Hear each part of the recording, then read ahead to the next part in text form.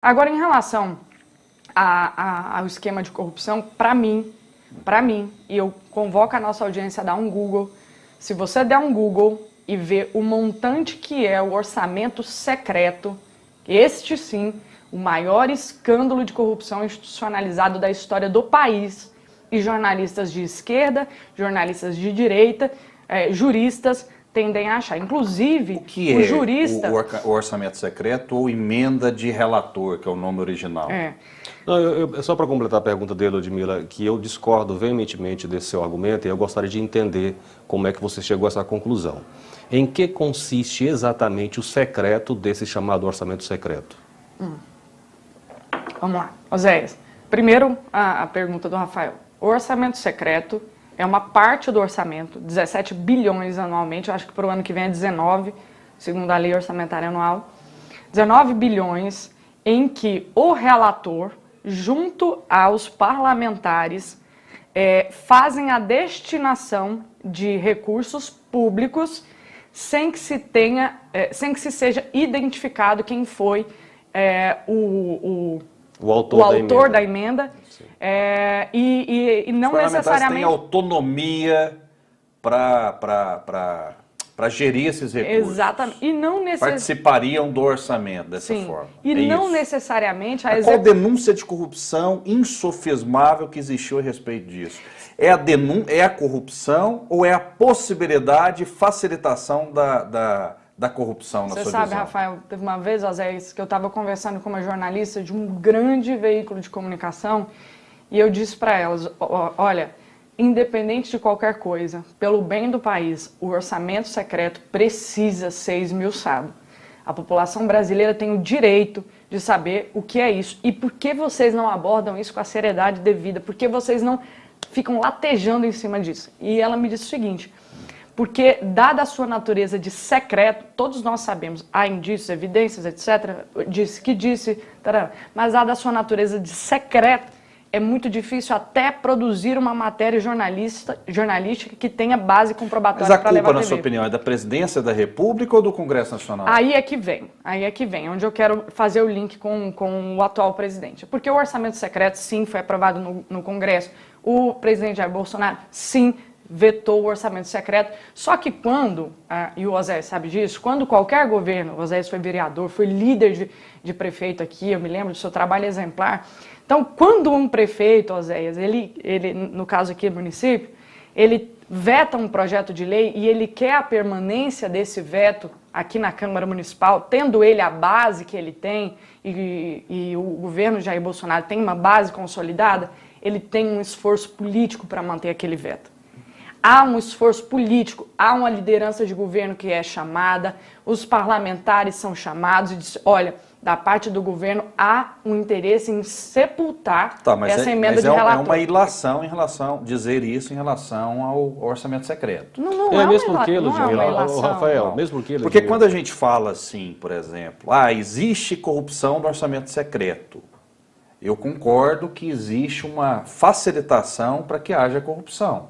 Agora, qual denúncia concreta houve a respeito desse orçamento secreto? Rafael, me permita, Ludmila, só para fazer um contraponto diante do que você já falou, depois você pode continuar. Por que eu entendo que esse posicionamento da Ludmila é completamente equivocado, Ludmila? Primeiro, o secreto do orçamento não é a destinação dos recursos, tá? É quem destinou. Isso, exatamente. Então, a destinação para onde os recursos vão, isso é público, inclusive no Diário Oficial, tá?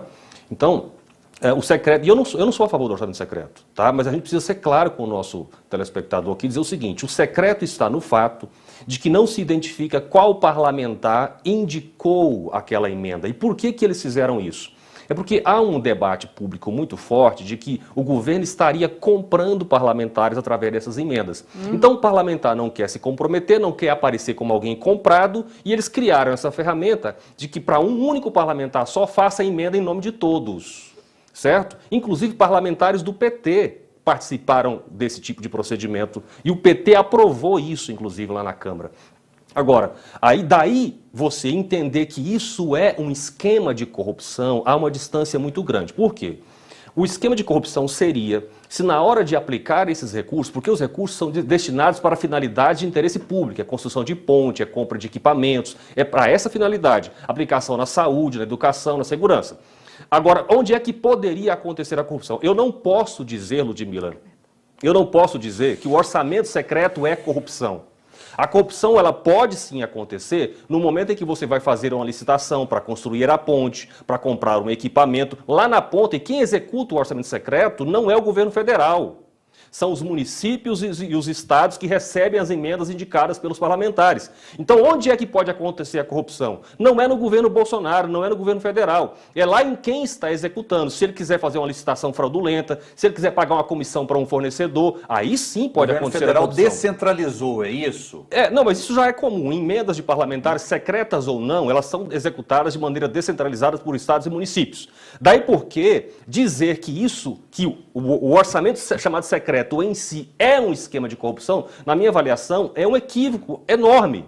A corrupção pode acontecer sim. Reitero que eu sou contra essa história do parlamentar não ser identificado, mas dizer que isso é corrupção é um exagero muito grande. É assim que eu vejo. Rafael, eu concordo com o Zé, tanto que eu disse na minha primeira parte que o secreto é quem destinou. E hoje, tem uma matéria na revista Piauí que eles fazem, uma matéria muito longa, sugiro ao nosso telespectador que procure. Tem uma cidadezinha, eu acho que é no interior do Piauí ou do Maranhão, que foi destinada uma emenda de relator de origem desconhecida, ou seja, não se sabe quem mandou. Inclusive tem umas coisas que são engraçadas, que um parlamentar do estado X está mandando emenda para o estado Z, umas coisas assim muito estranhas. E aí era uma emenda que destinava próteses dentárias para uma cidadezinha lá. E eles foram fazer uma conta, Oséias, e se toda a população daquela cidade, não tivesse um dente na boca, era como se a população tivesse que tirar 4 vezes o dente da boca para colocar tanta prótese quanto foi enviado de emenda para aquele município. Então, só para te dar uma referência, são coisas dessa monta, dessa magnitude. Quando o Oséias fala, aí eu mato a ideia de interesse público, não sei se é tão público assim, quando você tem que colocar uma população banguela 4 vezes para repor os dentes com emenda do relator. Agora, na prática, sabe o que está acontecendo? Você coloca o orçamento secreto, as emendas ali, de posse de um parlamentar que é da base do governo, da confiança do governo, quer seja o relator, que é indicado pelo Arthur Lira, presidente da Câmara, ou quer seja o Lira. Hoje, e eu tenho conversado com alguns parlamentares, assim, até para entender o que é isso, porque uma coisa é você entender na teoria, outra coisa é na prática. O que eles dizem é que para você conseguir executar uma emenda, você não tem que ir em ministério mais, você não tem que falar com o ministro. Você tem que ir lá falar, ou com o líder do governo... Mas qual é a prova insofismável de corrupção? Eu vou chegar lá. Porque, na verdade, Ludmila, esse procedimento, Ludmila, de emendas dos parlamentares sempre existiu. Não, sim. Inclusive, esses desvios dessa natureza que você falou aí... Deixa eu só concluir. De recursos que são aplicados de maneira indevida, como esse exemplo que você citou, isso não é novidade. Sim. Sempre foi assim. Eu não estou conseguindo entender a relação que você está fazendo entre o fato de o parlamentar não ser identificado na emenda e isso, de fato, ser sinônimo de corrupção. É onde eu estava querendo chegar. Vamos lá para a gente ganhar tempo. Você chega em quem tem o controle sobre essas emendas, pede uma emenda para a sua base, ok, você terá a emenda para a sua base, desde que você aprove isso que é de interesse do governo. Por isso que não é de interesse do governo a supressão desse mecanismo. Porque com isso, de maneira indireta, e como você está falando... Tá, mas isso é corrupção ou é uma negociação? Na sua concepção? Quando não tem transparência, é corrupção. Quando não tem clareza para a população, não é. Mas o que é corrupção? Corrupção não envolve uma compra em dinheiro? Desviar recurso público. Desviar recurso público. Desvio de dinheiro público? Corrupção é desvio de dinheiro público. Ok. Se você, o dinheiro está sendo desviado nessa negociação? Se você desvia o envio do dinheiro, que, nesse exemplo que eu dei dessa cidade do interior, você está fazendo corrupção. Sim, claro. Se você pega dinheiro público, a revelia da consciência do cidadão, para justificar os seus interesses ali na condição de presidente, as suas agendas ali, e não você vai para a negociação com o Congresso, com isso, com aquilo, você está cometendo corrupção. Você não está negando a política? Não, eu estou negando a política, não. Eu tô negando. E essa não é uma grande crítica por parte de muitos, Eu negaria a política, Rafael, se eu negasse o poder de convencimento, se eu negasse que às claras eu sentasse aqui com Oséias, que pode ser um dia uma pessoa que está na oposição, eu, presidente da República, ele Falta transparência, então. Transparência. Estaria... O Oséias também acha que falta Sim, transparência. na verdade, a única divergência que há entre eu e o Ludmila é o seguinte, eu também concordo que tem que ter transparência, eu não sou a favor dessa ideia de não identificar os parlamentares que fazem a emenda por uma questão do princípio da transparência mesmo. Só que eu não consigo fazer a relação que você está fazendo com este fato e a corrupção. Eu entendo que a corrupção são fatos independentes desse. Comparar esse orçamento secreto com o mensalão, por exemplo, é desproporcional. Por quê? Em que consistia o mensalão, Rafael? O mensalão era o seguinte... Acontecia dentro de uma estrutura de governo, dentro da Casa Civil. Isso ficou muito claro. Isso ficou muito claro. Você, de maneira bem assim, objetiva, Oséias, você vê diferença entre as duas coisas? Porque uma vem de dinheiro público efetivamente através de emendas e a outra negociação com o parlamentar vinha com dinheiro em espécie? De propina. Na verdade é o seguinte, Ludmila... Tem diferença? Ludmila, é o seguinte... Oséias. É direito de um parlamentar brigar por benefícios para as suas bases, sim ou não? Sim, claro. E isso é feito, historicamente, com negociações com o governo e aprovação de pautas de interesse do governo. Isso é histórico. Eu não vou nem entrar no mérito se está certo ou se está errado. Todo mundo está errado. É assim que funciona sempre. Todos os governos. Sempre funcionou assim, certo? Portanto, eu não posso dizer que um parlamentar negociar com o governo benefícios para a sua base em troca de apoio ao governo, eu não posso dizer que isso é corrupção. Tá? Você pode discutir no mérito se isso é bom para a democracia ou não, mas eu não posso dizer que é corrupção.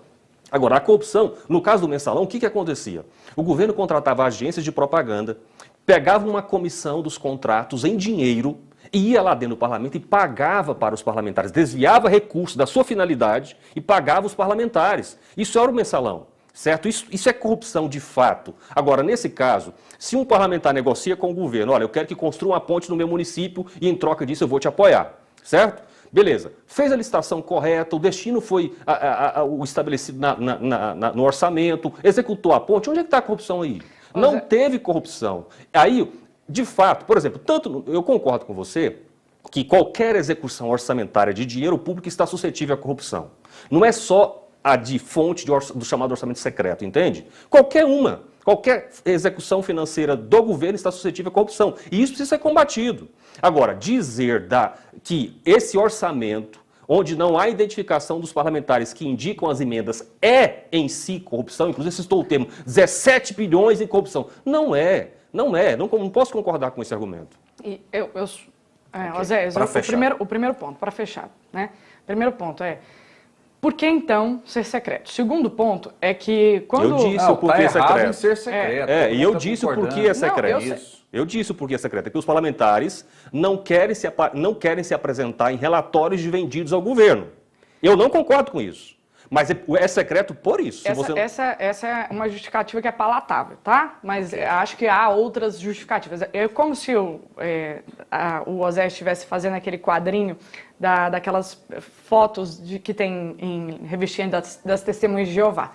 Tudo muito lindo, tudo muito pleno, todo mundo muito... Não é lindo, eu estou criticando, Não, eu digo que agora, em relação ao orçamento secreto, você está vendo lisura, você está vendo boa fé, o tempo todo. Você está dizendo assim, não dá para criminalizar o parlamentar que leva benefícios para sua base. Ok, sim, isso você discorda disso? Não, claro que não, mas o que a gente está falando aqui não é disso. Fundamentalmente não é disso, mas de todos os artifícios que podem ser gerados para a corrupção a partir disso. Sim. Não há benefício. Então, por isso que eu não vejo, quando as pessoas falam assim, do mensalão, o mensalão do PT foi o maior esquema. Se você for traduzir em cifras, é mentira, porque o que já foi colocado no orçamento secreto agora é bem maior.